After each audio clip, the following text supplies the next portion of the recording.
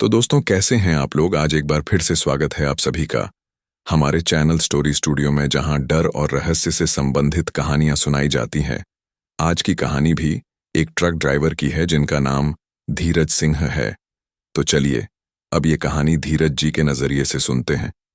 लेकिन उससे पहले आप सभी से मेरी एक शिकायत है कि आप लोग कहानी तो सुनते हैं लेकिन चैनल को लाइक और सब्सक्राइब नहीं करते। अगर आप चाहते हैं कि मैं ऐसी ही रहस्यमयी कहानियां लेकर आता रहूं तो चैनल को सब्सक्राइब करके बेल आइकन दबा दें और कमेंट में जरूर बताएं। तो चलिए अब बिना समय गवाए शुरू करते हैं आज की कहानी, वो भी मेरी जुबानी। मेरा नाम धीरज सिंह है, हरियाणा के जिमरावा गांव से हूं और ये ट्रक HR38M97.2 ये मेरा साथी है, मेरा घर और शायद अब मेरी कब्र भी। 23 साल से चला रहा हूं ट्रक। कमाने निकला था, रास्ते पहचान गया। कभी पंजाब की गलियां देखी, कभी हिमाचल की बर्फ। पहाड़ों में फंसा, नदियों को पार किया, मौत को करीब से देखा। लेकिन जो इस बार देखा वो सब पर भारी था। रात के ठीक 11:30 बजे थे। आसमान काले धुएं सा दिख रहा था, मानो किसी ने चांद को कैद कर लिया हो। हाईवे पर सिर्फ इंजन की घुटी घुटी आवाजें और दूर दूर तक फैली सन्नाटे की चुभन थी। मैं, हरिद्वार का ट्रक ड्राइवर धीरज सिंह, उस रात अकेला नहीं था, मगर जो साथ था वो इंसान नहीं था। मेरे ट्रक में सरसों का तेल लदा हुआ था और मुझे उसे पंजाब की एक फैक्ट्री तक पहुंचाना था। ये सफर पहले भी कई बार किया था, लेकिन आज जो होने वाला था उसकी कल्पना भी मैंने नहीं की थी। जैसे ही मैं NH84 पर पहुंचा, मेरे ट्रक का रेडियो अपने आप चालू हो गया। वो बंद था, पर अब उसमें एक पुराना गाना बजने लगा, तेरी झलक अशरफिया सुल्तानी। मैं चौंका। मैंने रेडियो बंद किया, पर वो फिर से अपने आप बज उठा। मैंने फिर बंद किया, फिर चालू। इस बार गाना नहीं बजा, बल्कि किसी औरत की धीमी सी फुसफुसाती आवाज आई, धीरज, क्यों आए हो फिर इस रास्ते। मेरे हाथ पांव सुन्न पड़ गए। मैंने ब्रेक मारा और ट्रक को एक और रोका। ट्रक का बोनट गर्म था, लेकिन जैसे ही मैंने उतरकर टॉर्च जलाया, साइड मिरर में मैंने देखा कोई औरत मेरे पीछे खड़ी थी। मैंने पलट कर देखा, कोई नहीं था। मैंने खुद को झूठा तसल्ली दी कि शायद ये थकान है। दोबारा ट्रक में बैठा और गाड़ी आगे बढ़ाई। करीब 3 किलोमीटर चलने के बाद हाईवे पर एक अजीब सा मोड़ आया। गूगल मैप पर वो मोड़ दिख ही नहीं रहा था। सड़कों पर कोई पट्टी नहीं, न कोई लाइट और न कोई दूसरी गाड़ी, बस अंधेरा और सड़कों पर उभरते अजीब अजीब साए। मेरे ट्रक की हेडलाइट्स दूर तक चमक रही थीं, लेकिन अचानक एक पल को सब कुछ अंधेरा हो गया। पूरा ट्रक जैसे झटके से थम गया। फिर सामने रास्ते के बीचों बीच एक औरत खड़ी दिखी।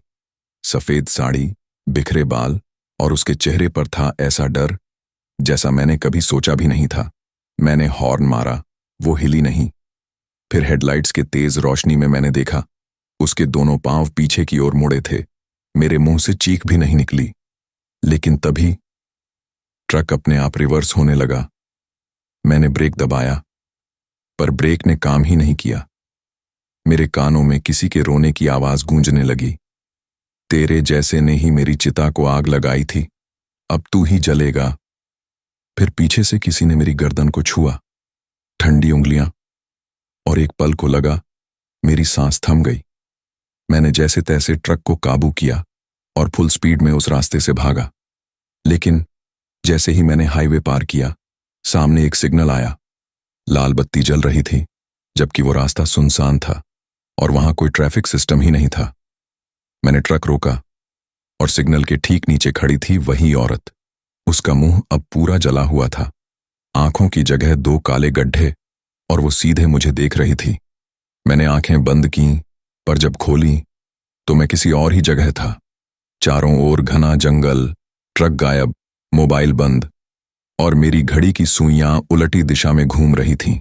और तभी मुझे अपने कान के पास से किसी ने फुसफुसाकर कहा, अभी तो तूने शुरुआत देखी है, असली सफर तो अब शुरू होगा। इस फुसफुसाहट के साथ ही मेरे कानों में अचानक किसी ने जोर से सांस छोड़ी, जैसे कोई बेहद नजदीक से मेरा नाम लेकर फूंका मार गया हो। मेरा पूरा शरीर सिहर गया और मेरी टांगों से जान जाती रही। अंधेरा इतना गाढ़ा था कि हाथ को हाथ नहीं सूझ रहा था। मुझे समझ नहीं आ रहा था कि मैं कौन सी जगह पर पहुंच चुका हूं। मैं चिल्लाया, कोई है? कोई है यहां? जवाब में सिर्फ एक चीज आई, एक बच्चे की धीमी रोती हुई आवाज जो मेरे चारों तरफ गूंज रही थी लेकिन कहीं दिखाई नहीं दे रही थी। माँ, माँ, मुझे जलाया क्यों? धीरज अंकल, आपने क्यों नहीं बचाया? मैं वहीं जमीन पर बैठ गया। दिल इतनी तेजी से धड़क रहा था कि छाती में दर्द होने लगा। ट्रक गायब था, मोबाइल डेड। सामने जंगल की तरह कुछ घना और डरावना था, लेकिन उस सन्नाटे में एक ही चीज साफ सुनाई दे रही थी, सूखी पत्तियों पर नंगे पांवों की खड़खड़ाहट जो मेरी ओर बढ़ रही थी। मैंने कांपते हुए जेब में रखा एक माचिस का डिब्बा निकाला। हाँ, ट्रक में धूप जलाने के लिए रखा था। एक तीली जलाई। उस हल्की लौ की झिलमिलाहट में पेड़ों के बीच खड़ी थी एक परछाई। वो परछाई धीरे धीरे मेरी ओर बढ़ी। मैं भागने की कोशिश करने लगा, लेकिन पांव जमीन से चिपक गए थे, जैसे किसी ने पीछे से पकड़ा हो। और तभी वो परछाई सामने आ गई। एक अधजली औरत, उसका आधा चेहरा कोयले सा काला, आधा कच्चा मांस बाहर निकला हुआ, और उसकी आंखों में नहीं बल्कि उन काले गड्ढों में आग की हल्की चिंगारी चमक रही थी। तू भाग कहां रहा है धीरज?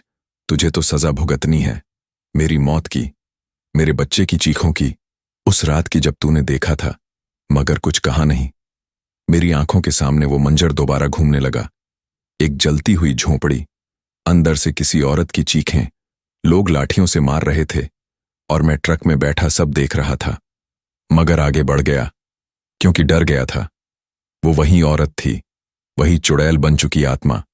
उसका चेहरा मेरे एकदम पास आ गया, उसकी सड़ी सांस मेरे चेहरे को छू रही थी, और तभी एक झटका, जैसे किसी ने मुझे पीछे खींच लिया हो। सब कुछ घूम गया, जमीन खिसकने लगी, पेड़ उलटे लटक गए, और मैं सीधे अंधेरे गड्ढे में गिर गया। जब होश आया, मैं एक टूटी फूटी सड़क पर लेटा था।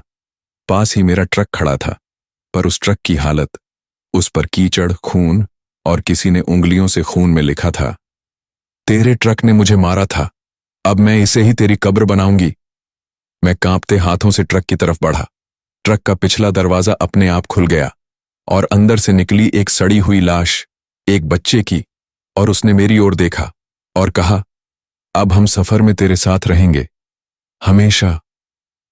ट्रक का इंजन अपने आप चालू हो गया, हैंडल अपने आप घूमने लगा, मेरे पांव खुद ट्रक में चढ़ गए, जैसे किसी अदृश्य ताकत ने मेरी मर्जी छीन ली हो, और ट्रक चल पड़ा। जहां मैं नहीं जा रहा था, वहां वो मुझे ले जा रही थी। हाईवे पर वापस आया, लेकिन अब ये वही हाईवे नहीं था। ये था मौत का हाईवे, जहां हर मोड़ पर कोई अंधी परछाई मेरा इंतजार कर रही थी। 1 किलोमीटर आगे ही सामने से आ रही थी एक और ट्रक, लेकिन उसके ड्राइवर की आंखें सफेद थीं। वो ट्रक जमीन से 3 इंच ऊपर चल रही थी, और उसके आगे बंधा था एक आदमी, उल्टा, जो चीख रहा था, बचाओ, वो मुझे जिंदा खा रही है। मैंने स्टीयरिंग घुमाया, पर ट्रक रुका नहीं। ब्रेक दबाया तो पैर कुछ और महसूस कर गया। कोई चेहरा, ट्रक के नीचे कोई था, और वो मेरे पैर को चाट रहा था। धीरज, तेरा रास्ता अब मौत से होकर जाएगा। इस आवाज के बाद जैसे जमीन मेरे नीचे से खिसक गई।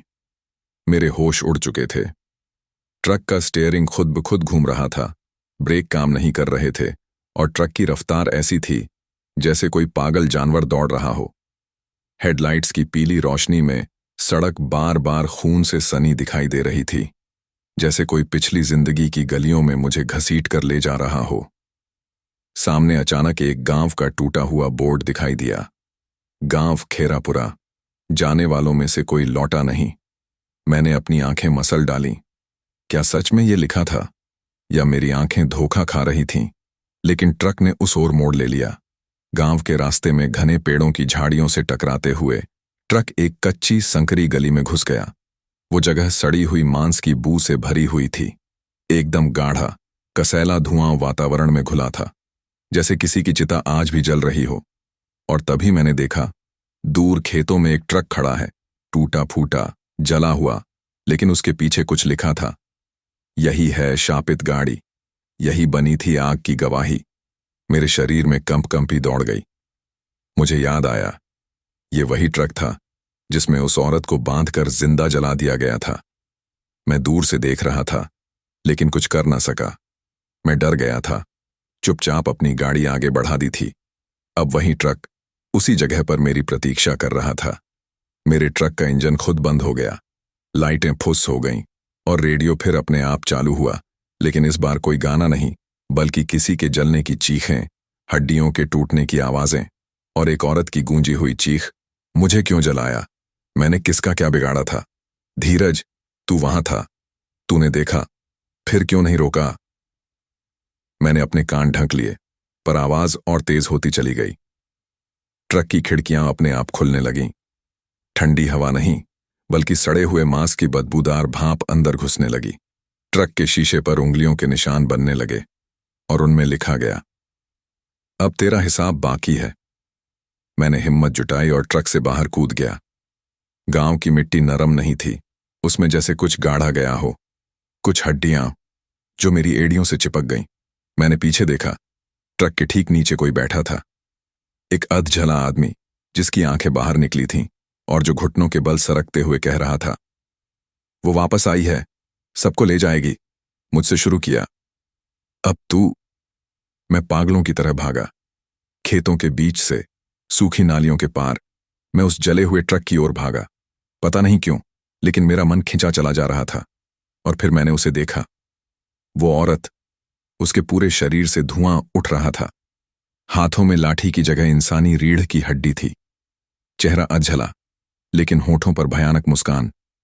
उसके पीछे चलते थे कई अधमरे लोग, बिना आंखों के, बिना जबड़ों के, सब उसकी आग के शिकार।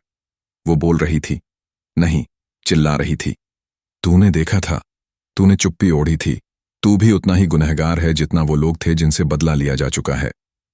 लेकिन तू आखिरी है। मैंने कांपते हुए कहा, कौन थे वो लोग? उसने अपनी जलती उंगली से खेत की ओर इशारा किया।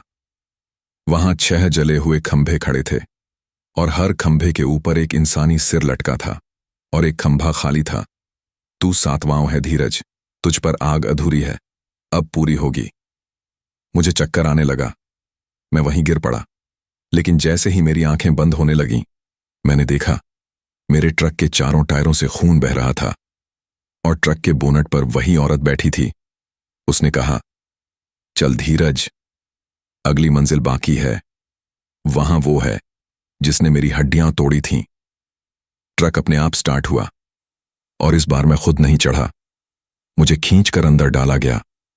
अब ट्रक की मंजिल वो इंसान था जिसने कभी उस औरत को पेड़ से बांधकर जिंदा जला दिया था, और मैं था उस गवाही का मौन गवाह। हॉर्न बजा और ट्रक की हेडलाइट्स अपने आप चालू हो गईं और स्टीयरिंग ने मुड़ते हुए रास्ता बदल लिया। कहां, किस तरफ, यह मुझे नहीं पता था। बस अब सफर वो तय कर रही थी, मैं नहीं। काश उस रात मैंने कुछ किया होता।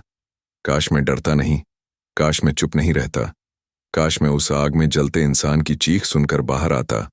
पर नहीं, मैंने ट्रक का गेट लॉक किया और आगे बढ़ गया। अब वही ट्रक, वही स्टीयरिंग, अब मेरी नहीं, उसकी मर्जी से घूम रही थी। ट्रक की लाइट्स अब पीली नहीं रहीं, अब वो एक अजीब सी लाल चमक में डूबी हुई थीं, जैसे किसी की जलती आंखों की रोशनी सामने के अंधेरे को चीरती जा रही हो। ट्रक अब एक गंदे, उबड़ खाबड़ रास्ते पर चल रहा था। दोनों तरफ सूखे पेड़, बिना पत्तों के, काले काले कांटे जैसे टेढ़े शाखाएं जो ट्रक के शीशों को खुरच रही थीं। सामने एक छोटा सा गांव आया। नाम लिखा था काकरहेडा। मिट्टी की टूटी दीवारें, बंद दरवाजे और हर घर के बाहर लटकते हुए पुराने लाल झंडे। हर झंडे पर एक निशान बना था, एक जलती हुई औरत का। मुझे लगा शायद यह वही जगह थी जहां उस औरत की हड्डियां तोड़ी गई थीं। ट्रक धीरे धीरे गांव के सबसे आखिरी घर के सामने जाकर रुक गया। ट्रक की लाइट अपने आप बंद हुई, इंजन फुस, लेकिन मेरी धड़कन तेज हो गई। फिर जैसे किसी ने मेरी गर्दन पर हाथ रखा, एक ठंडी झुलसी हुई हथेली। उतर, वो यहीं है। मेरे पैर खुद ब खुद नीचे पड़े कीचड़ पर आ गिरे। ट्रक का दरवाजा खुद खुला, फिर धड़ाम से बंद। सामने एक 2 मंजिला जर्जर घर खड़ा था। उसके एक कमरे की खिड़की से धुआं निकल रहा था और उसी धुएं के बीच किसी के कराहने की आवाज आ रही थी। पानी दे दो, कोई है क्या? आग, आग। मैं कांपता हुआ उस घर की ओर बढ़ा। दरवाजा लकड़ी का था, सड़ा हुआ, उस पर पुराने खून के धब्बे। मैंने उसे धकेला। अंदर घुप अंधेरा, मिट्टी की जमीन और हर दीवार पर खरोंच के निशान, जैसे किसी ने नाखूनों से खुद को बचाने की कोशिश की हो मगर बच नहीं पाया हो। तभी एक दरवाजा अपने आप खुला। वहां लाल रोशनी में एक बूढ़ा आदमी बैठा था। उसका चेहरा जला हुआ, दाएं हाथ की उंगलियां नहीं थीं और आंखों में सफेद धुंध छाई थी। तू आ गया, उसने कहा। तू वो है ना जो उस रात ट्रक में बैठा रहा? मैं सन्न रह गया। तूने देखा था ना जब हमने उसे पेड़ से बांधकर हड्डियां तोड़ी थीं, फिर जिंदा जला दिया था? मैंने कांपते हुए पूछा। कौन हो तुम? उसने हंसते हुए अपनी कमीज ऊपर की। उसकी छाती पर गर्म रॉड से उकेरा गया था वही निशान जो ट्रक के अंदर खून से लिखा था, हड्डियां तोड़ने वाला। उसका नाम था रज्जो और हम थे 7 लोग, गांव के पंच। हमने कहा था कि वो डायन है। उसके बच्चे ने मेरी बेटी को छू लिया था और उसी रात मेरी बेटी को बुखार आया तो हमने उसे डायन मान लिया। उसे घसीट कर बांधा था, उसकी हड्डियां एक एक करके तोड़ी, फिर ट्रक के डीजल से उसे भिगोकर जला दिया। वो हंस रहा था। हमने सोचा मामला खत्म, मगर वो वापस आई, एक एक को ले गई। मैं अकेला बचा था और अब तू आया है। मेरे कदम पीछे हटने लगे, लेकिन दरवाजा अपने आप बंद हो गया। बूढ़ा अब खड़ा हो चुका था, लेकिन उसके दोनों पांव हवा में थे। वो जमीन पर नहीं था, वो जिंदा नहीं था। वो धीरे धीरे हवा में ऊपर उठने लगा और पीछे दीवार पर लिखा होने लगा, अब उसकी आग तू पूरी करेगा। और तभी खिड़की से झोंका आया और उसी के साथ वो औरत आ गई। धुएं में से उसका चेहरा उभरा, आंखें काली, बाल राख में लिपटे हुए और हाथ में लोहे की जंजीर। उसने हवा में हंसते हुए लाठी घुमाई और उस बूढ़े आदमी की रीढ़ तोड़ दी। चीख इतनी भयानक थी कि दीवारें कांपने लगीं। फिर उसने मेरी ओर देखा। धीरज, अब अगला मोड़ तेरा है। तुझे तो सिर्फ सच देखना और चुप रहना आया था ना? मैं भागने लगा, घर के पीछे से निकलकर खेतों में घुस गया। पर खेत में मिट्टी नहीं थी, हड्डियां थीं, इंसानों की हड्डियां। हर कदम पर कोई चीखता था, हर गड्ढे में कोई चिपका चेहरा था। ट्रक की आवाज फिर से आई, हॉर्न, हॉर्न, हॉर्न। ट्रक खुद ब खुद खेत में घुस आया। हेडलाइट की रोशनी में फिर वही बोर्ड चमका, अब 5 बचे हैं। और मेरे ट्रक के अगले शीशे पर खून से लिखा था, तेरा अगला पड़ाव विष्णु काका, वो जिसने रज्जो की आंखों में कील ठोकी थी। ये लफ्ज मेरे ट्रक के शीशे पर खून से लिखे हुए थे और जब मैंने उंगलियों से उन्हें साफ करना चाहा तो शीशा पिघलने लगा, जैसे उसमें कोई जिंदा धड़कता हुआ लहू बह रहा हो। ट्रक अपने आप स्टार्ट हो चुका था, गियर अपने आप बदले जा रहे थे। मैं स्टीयरिंग पर बैठा था, लेकिन चलाने वाला मैं नहीं था। अब तक समझ आ चुका था, ये ट्रक अब मेरे बस में नहीं है। ये चुड़ैल रज्जो का जिंदा बदला बन चुका है। सफर शुरू हुआ। रात और गहरी होती चली गई। हाईवे के किनारे अब पेड़ नहीं, बल्कि झुलसे हुए इंसानों के कंकाल खड़े थे, जैसे कोई जली हुई बारात खामोशी से मेरे ट्रक को सलामी दे रही हो। हवा में राख नहीं, बल्कि हड्डियों की बुरादें उड़ रही थीं। हर तरफ एक ही साया दिख रहा था, उस औरत का, रज्जो का। कभी ट्रक के बोनट पर बैठी दिखती तो कभी साइड मिरर में आंखें गड़ाए देखती। हर बार उसके चेहरे का एक हिस्सा और ज्यादा जल चुका होता। हर बार उसकी आंखें पहले से ज्यादा खाली हो जाती, जैसे वो मेरे अंदर कुछ झांक रही हो। अचानक ट्रक एक वीरान रास्ते पर मुड़ गया। जीपीएस ने रास्ता दिखाना बंद कर दिया। मोबाइल स्क्रीन पर लिखा आया, no network, you're beyond maps. और फिर सामने एक पहाड़ी गांव उभरा। गांव का नाम था भैरों खाल। ट्रक एक लकड़ी की पुलिया के पास जाकर थम गया। पुलिया के पार एक छोटा सा घर था, मिट्टी का, और बाहर लगे पटाखों के धुएं से बुझी बत्तियां। लेकिन घर के अंदर से एक अजीब सी आवाज आ रही थी, छुक छुक छुक छुक, जैसे कोई लोहे की कील को बार बार लकड़ी में ठोक रहा हो। मैं ट्रक से उतरा। हर कदम पर जमीन चिपचिपी लग रही थी, जैसे किसी ने वहां ताजा खून बहाया हो। मैंने दरवाजा खटखटाया नहीं, वो खुद खुल गया। घर के अंदर एक बूढ़ा आदमी बैठा था, दाढ़ी घुटी हुई, पर आंखें बंद और हाथ में लोहे की कील और हथौड़ा। तू आ गया धीरज, उसने बिना देखे ही कह दिया। मैं वहीं जम गया। मुझे सब पता है। वो आएगी मुझे लेने। वो हर साल एक कील गिनने आती है। हर बार मैं अपने सिर के भीतर उसकी चीखें सुनता हूं। मैंने ही कीलें ठोकी थीं उसके आंखों में, तब जब वो सब कुछ देख रही थी। वो रोई थी, गिड़गिड़ाई थी, पर पंचों का आदेश था, और पंचों की बात मानी जाती है धीरज। लेकिन आज वो पंच नहीं, वो आदेश नहीं, बस बदला है। उसने अपनी एक आंख उठाई। वहां कुछ नहीं था, सिर्फ गड्ढा। मैंने कांपते हुए पूछा, क्या तुमने दोनों दोनों आंखों में? हाँ, उसने धीमे से कहा। पहली आंख में ठोकी थी जब वो बोल रही थी, दूसरी आंख में जब वो गूंगी हो गई। और तभी दरवाजा अपने आप बंद हो गया। खिड़की के बाहर हवा नहीं, आग चल रही थी। चारों तरफ लाल धुआं, और उसके बीच एक साया घर के चारों तरफ घूम रहा था। छत से राख गिरने लगी, कमरे की दीवारें कांपने लगीं, और तब एक जोरदार चीख गूंजी। विष्णु बूढ़ा कांपने लगा। उसने हथौड़ा गिरा दिया। वो आ गई, उसने कहा। दरवाजा खुद ब खुद खुला, और वहां खड़ी थी रज्जो। पर अब वो वैसी नहीं रही थी जैसी पहले थी। अब उसके चेहरे पर दो गड्ढों में से आग की लपटें निकल रही थीं।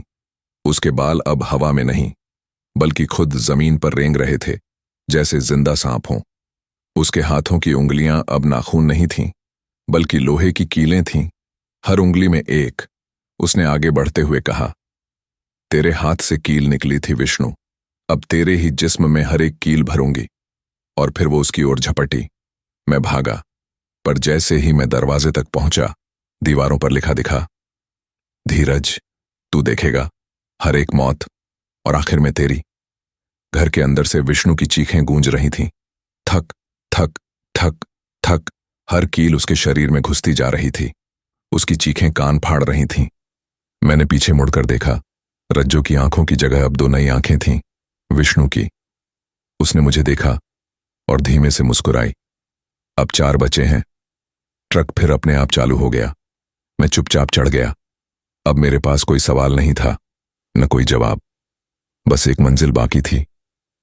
अगला मोड़ था राघव ठाकुर, जिसने उस औरत को पेड़ से उल्टा टांग दिया था। ये शब्द जैसे ही ट्रक के भीतर गूंजे, सामने की हवा धुआं बनकर पिघलने लगी। हेडलाइट्स अब सफेद नहीं रहीं, अब उनमें कोई साया झलकता था, हर बार अलग, हर बार अधजला। स्टीयरिंग अपनी मर्जी से घूमता, और ट्रक अब किसी ऐसे मोड़ पर मुड़ रहा था जहां रास्ते नहीं थे, सिर्फ अंधेरे की जड़ें थीं। मैं खामोश बैठा था। अब चीखने या विरोध करने की हिम्मत नहीं बची थी। हर सांस भारी थी, हर मोड़ पर एक जान जाती सी लगती थी। ट्रक अब एक सूखी नदी की तरह मुड़ते हुए एक पहाड़ी इलाके की ओर बढ़ रहा था। मैप्स ने लिखा, you have entered the dead stretch, no exit. बाहर अब जंगल शुरू हो चुका था। पेड़ पुराने नहीं, झुलसे हुए थे, जैसे किसी ने इन्हें जिंदा जला दिया हो। हर पेड़ के तने से कपड़े के टुकड़े लटके हुए थे, किसी औरत के लहंगे के हिस्से, आधे जले हुए। और तभी सड़क के किनारे एक टूटा हुआ मंदिर आया। उसके बाहर लिखा था, ठाकुर हवेली की ओर, राघव ठाकुर के लिए मोड़ यही है। ट्रक धीमा पड़ा और खुद ब खुद मुड़ा। अब रास्ता कच्चा था, कांटों भरा और खून से सना हुआ। हर मोड़ पर एक फटी हुई तस्वीर टंगी थी, रज्जो की, पर हर तस्वीर में उसका चेहरा पहले से ज्यादा सड़ा हुआ था। जैसे जैसे मैं करीब आता, उसकी आत्मा समेटती जा रही थी अपने ही शरीर को। और फिर सामने आई ठाकुर हवेली, एक खंडहर, टूटी दीवारें, जली छतें और लोहे का पुराना दरवाजा, जिस पर हथेली के जलते हुए निशान अब भी ताजा थे। ट्रक रुक गया। इंजन ने आखिरी बार कांप कर दम तोड़ा। मैं उतरा, और वहां हवेली के सामने एक पेड़ था, ठीक वही पेड़ जिस पर रज्जो को उल्टा टांगा गया था।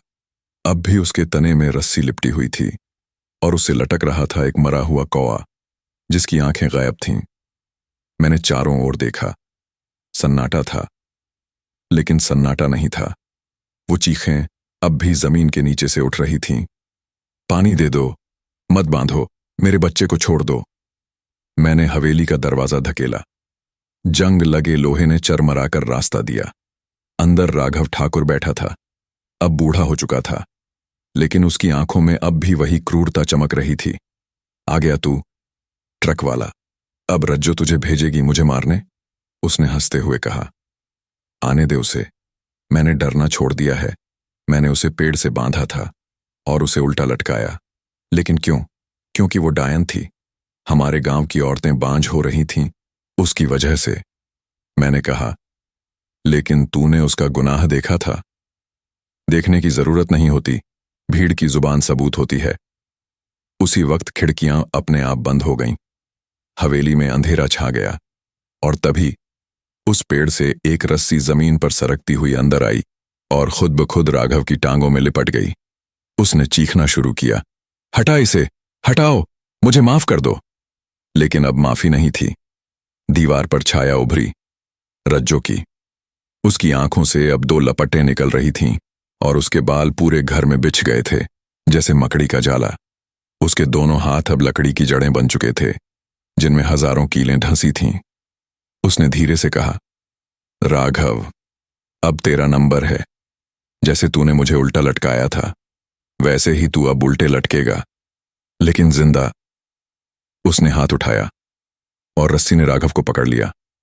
मैं भागना चाहता था, बट दरवाजा अब मिट्टी बन चुका था।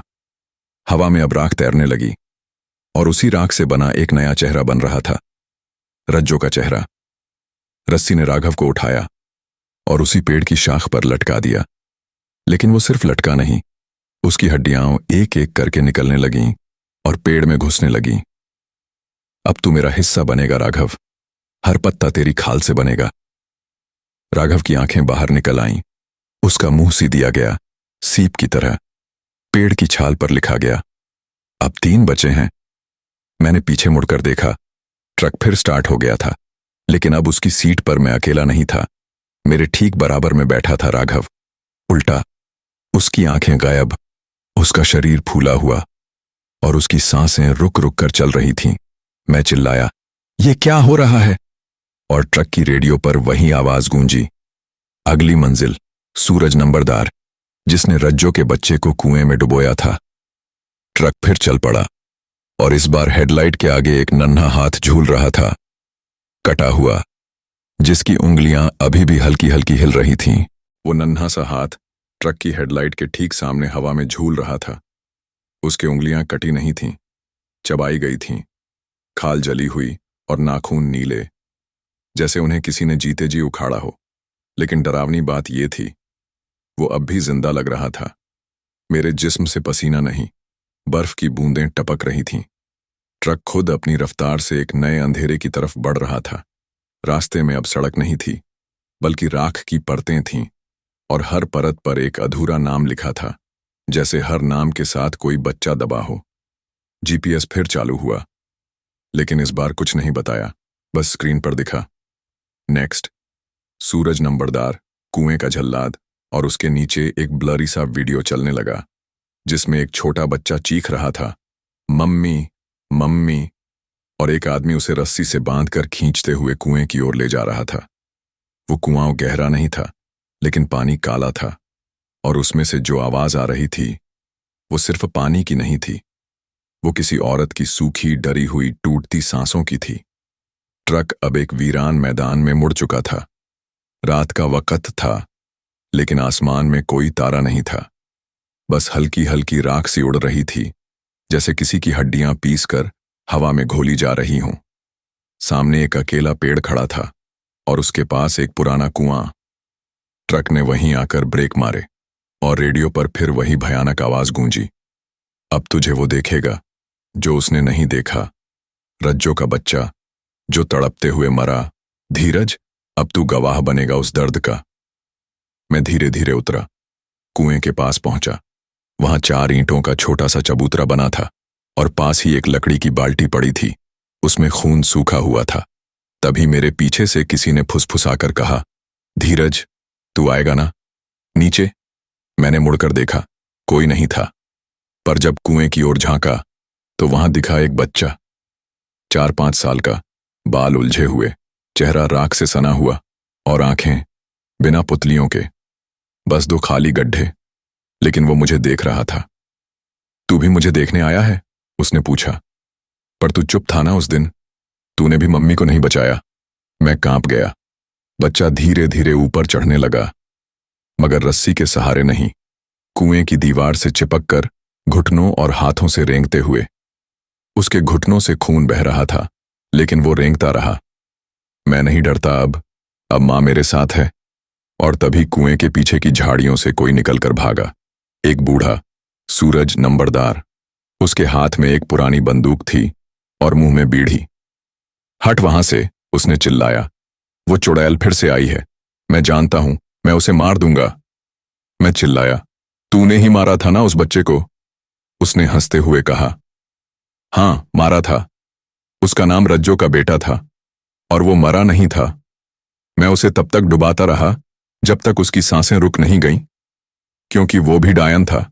रज्जो का खून था।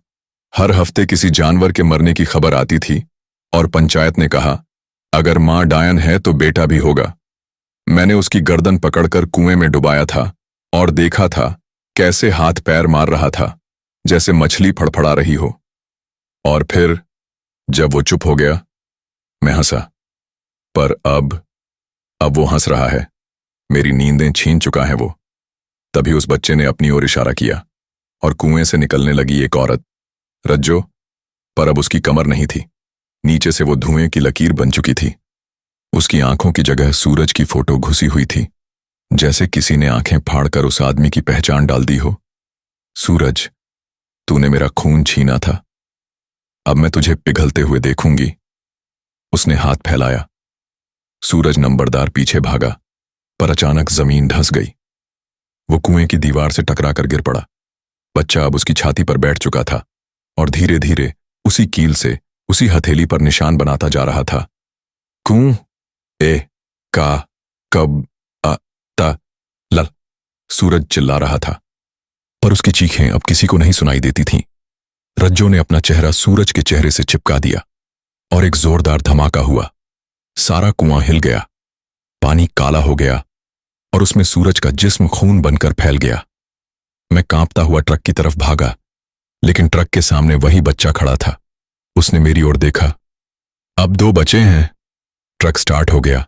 रेडियो पर लिखा था, अगला मोड़ दीना पहलवान, जिसने रज्जो का गर्भ फाड़ा था।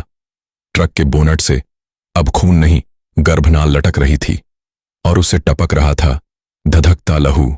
वो कोई आम लहू नहीं था। वो आग से उबलता, जलता हुआ लहू था, जो ट्रक के बोनट से नीचे की ओर बहता जा रहा था, सीधा मेरे पैरों तक। मैं पीछे हट गया, पर लहू मेरी ओर ही बढ़ा, जैसे उसकी गर्मी में एक मां के गर्भ का बदला उबल रहा हो। रेडियो की स्क्रीन पर खून से उभरे लफ्ज थे, अब तू उसे देखेगा, जिसने रज्जो के अजन्मे बच्चे को चीर कर निकाला था, दीना पहलवान। ट्रक ने खुद को फिर स्टार्ट किया। अब इंजन की आवाज इंजन जैसी नहीं लग रही थी, बल्कि किसी औरत की दर्द भरी सिसकियों जैसी थी। रास्ते अब तंग हो चुके थे और सड़क की जगह अब जले हुए गोश्त की महक फैल चुकी थी। पेड़ों पर उल्टे लटके कपड़े हवा में तड़प रहे थे, जैसे हर कपड़ा किसी अधूरी मौत की चिट्ठी हो। ट्रक ने एक मोड़ काटा और सामने आया एक पुराना अखाड़ा। दरवाजे पर फेडेड पेंट से लिखा था, शेरों का घर, पहलवान दीना का अखाड़ा। ट्रक वहीं रुक गया। दरवाजा अपने आप खुला। मैं उतरा। मिट्टी की जमीन, जगह जगह खून के धब्बे और पास में एक लोहे का भारी संडासी पड़ी थी। उस पर अब भी कुछ गीला चिपका हुआ था। मैंने पास जाकर देखा, वो गर्भनाल का टुकड़ा था। अखाड़े के अंदर एक लाल बल्ब झूल रहा था और उसके नीचे बैठा था दीना पहलवान। एक भारी, चौड़ा, हड्डियों से बना शरीर, बालों से ढंका चेहरा और हाथों में मांस के टुकड़े। पर यह मांस बकरे का नहीं था। उस पर छोटे छोटे नाखून चिपके थे, शायद किसी अजन्मे बच्चे के। उसने गर्दन उठाई, मेरी तरफ देखा और गुर्राया, आ गया तू भी तमाशा देखने? बाकी सब तो मर गए, तू अब तक जिंदा कैसे है बे? मैंने कांपती आवाज में पूछा, तूने किया था ना पेट चीरने वाला काम? वो हंसा, एक भयानक, कलेजा फाड़ देने वाली हंसी। हाँ किया था। रज्जो का पेट जब फूला था, गांव के लोगों ने कहा चुड़ैल गर्भवती है, वो शैतान को जन्म देगी। मैंने कहा, रुकिए पंचो, मैं इसका अंत करूंगा। उठाया संडासी और उसे अखाड़े में लाया। सारे गांव के सामने उसका पेट चीरा और वो बच्चा, उफ, अभी पूरा बना भी नहीं था। वो मेरी उंगलियों में फिसलता रहा और चुपचाप मर गया। मैं वहीं जम गया। मेरा दम घुटने लगा।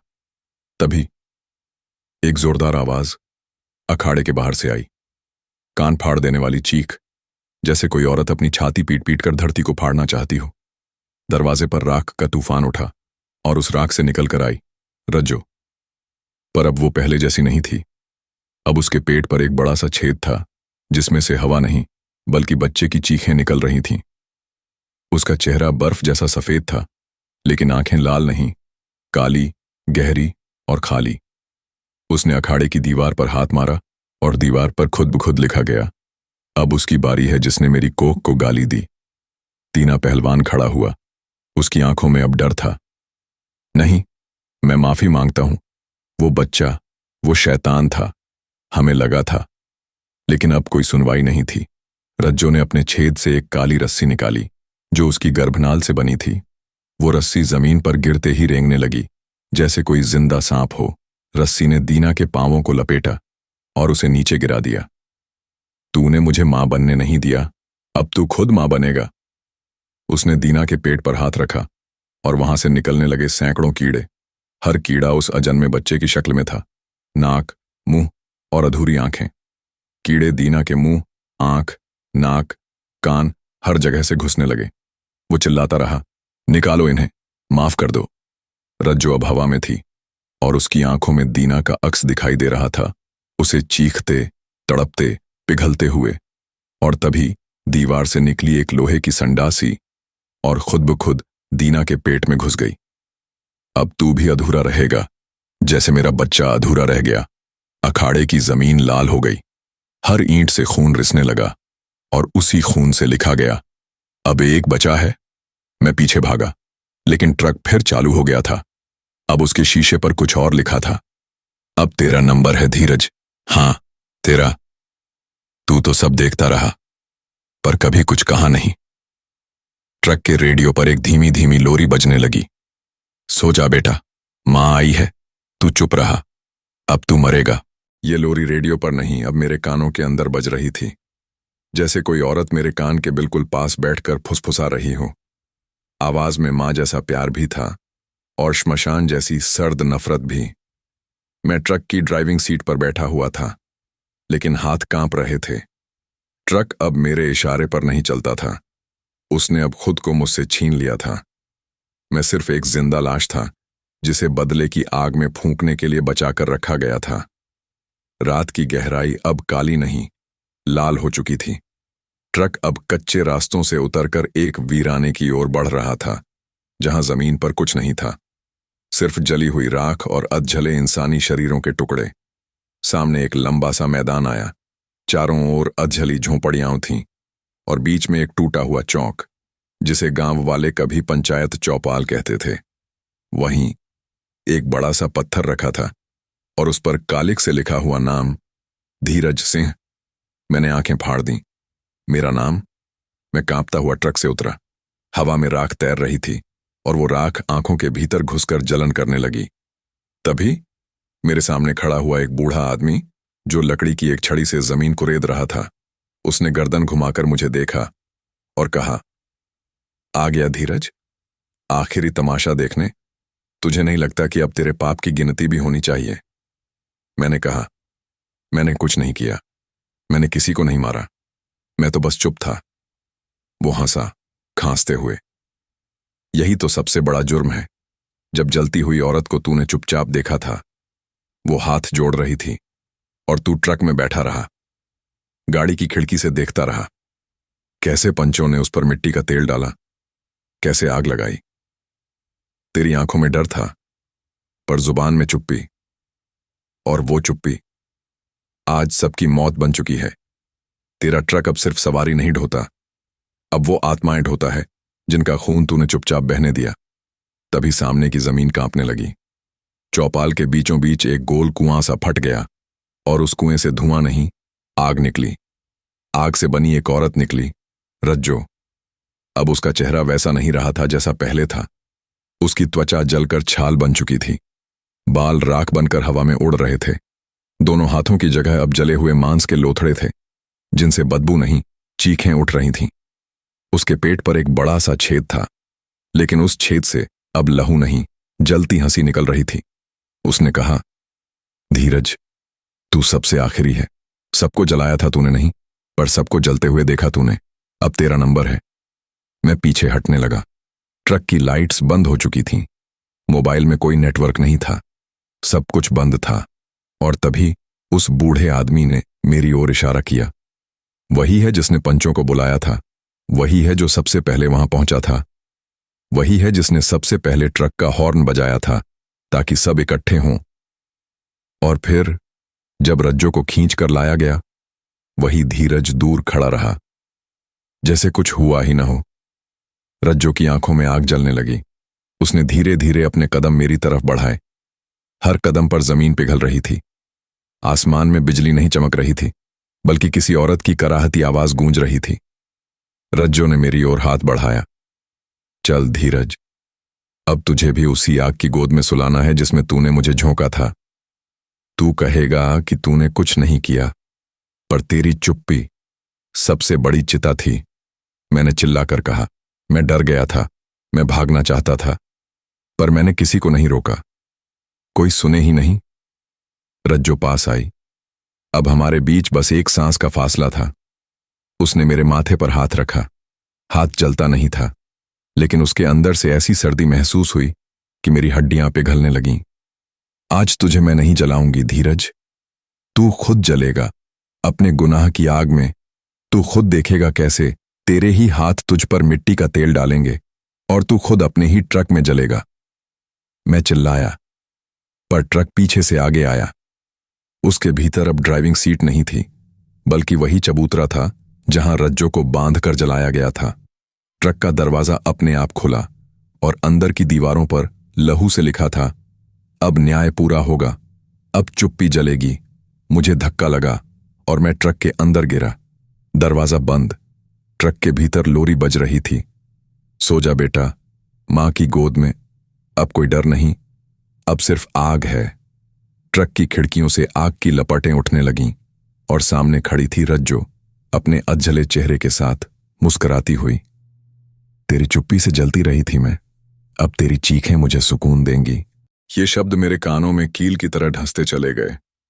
रज्जो अब ट्रक के सामने नहीं थी, वो ट्रक के भीतर थी, मेरे बिल्कुल सामने। उसका जला हुआ चेहरा कुछ इंच की दूरी पर, आंखों से घूरती हुई, जैसे देख नहीं रही हो, पढ़ रही हो। मेरे रोंगटे नहीं खड़े थे, क्योंकि अब शरीर में खून ही कहां बचा था। सांस नहीं, आंसू नहीं, बस एक ठंडक थी जो मेरे फेफड़ों से लेकर हड्डियों तक को सुन्न कर चुकी थी। ट्रक का केबिन अब ट्रक जैसा नहीं रहा। सामने डैशबोर्ड पर चाबी की जगह एक आधा जला हुआ बच्चा बैठा था, जो मेरी ओर देखकर फुसफुसा रहा था। अब बहुत देर हो चुकी है, अब तुझे भी झुलसना होगा। मां कहती है, जो आग देखकर चुप रहे, वो भी जलाने वालों से कम नहीं। सामने विंडशील्ड पर आग की लपटें घूम रही थीं, लेकिन वो बाहर से नहीं, अंदर से उठ रही थीं। मैंने दरवाजा खोलने की कोशिश की, पर अब दरवाजे पर लोहे की सलाखें उग आई थीं।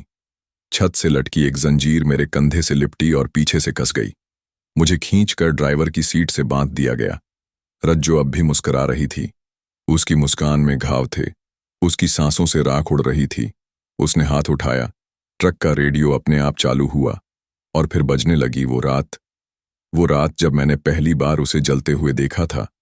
उसके चीखने की आवाज, पंचों की हंसी, पेट में पलते बच्चे की दर्द भरी छटपटाहट, सब कुछ उस ट्रक के अंदर अब दोबारा हो रहा था।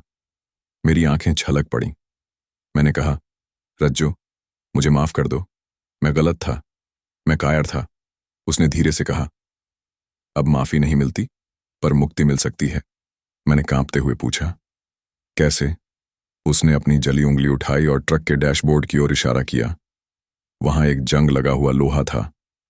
उस पर लिखा था, वो ट्रक जिसमें मैं मरी थी, आज उसे राख में बदल दो, तभी तुझे छोड़ा जाएगा।